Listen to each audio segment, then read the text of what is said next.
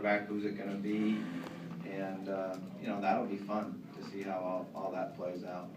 Defensively, I'm impressed with our linebacker group, and as we transition to a 3 down front, you know, in certain situations, and a 4 down front, I think our outside backers should be a strength for us, because they're guys that you know, can also play the defensive ends when you're in a 4 down front, and they have size, length, and they can rush the passer. So, you know, that'll be one of our strengths, and then our corners. So we'll start out, we'll be good on the edges, and then we'll have to develop, you know, our inside core of our defense. And you'll lose the safeties and defensive linemen that you lose. There's some work to be done to really build that inside core.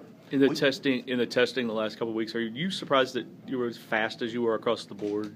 A lot of speed. I think we have good speed. You know, it's probably a little faster when you put them on the track. You let them wear spikes and dress up for it. But all the testing part is to give us an understanding of where we're at, what we need to recruit, and it builds confidence in the players. So I would expect when we come back and test again in July that we'll do a much better job in the bench and cleans, because some of the technique we're teaching is a little bit different.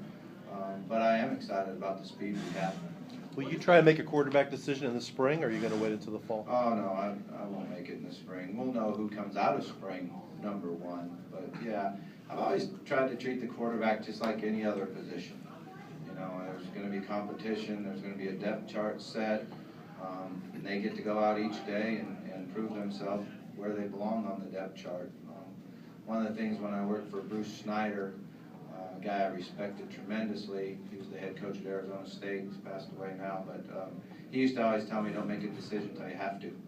So we have to make one by the September 1, and a lot of times you like to do it 2 weeks prior to the opening game. I mean, that would be ideal for me, is we have 2 weeks prior to the opening game, we know who our starting quarterback is, but you never know, it might take care of itself before that.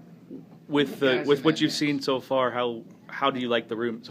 The room, as far as I know, you haven't been able to do anything on the field, but just what they've done in watching the quarterbacks, yeah. Oh, they've been impressive. You know, when you look at Kyle, he's real intelligent. He really understands the game.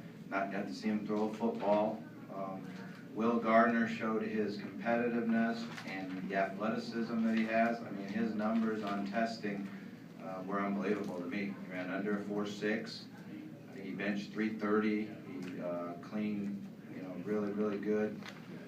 It would have been one of those deals where if he was going to the combine, his stock went way up. You know, because his stock went way up in the testing for us as coaches, just by his competitiveness and his athleticism. And I had no idea he could run like that.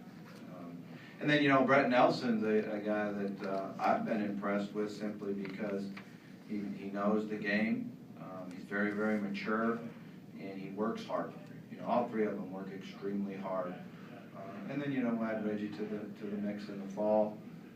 And then Tyler Ferguson will come in, and Tyler has to sit for a year. But he'll certainly add a lot to the meeting room and his knowledge and experience in game planning and preparing for a game.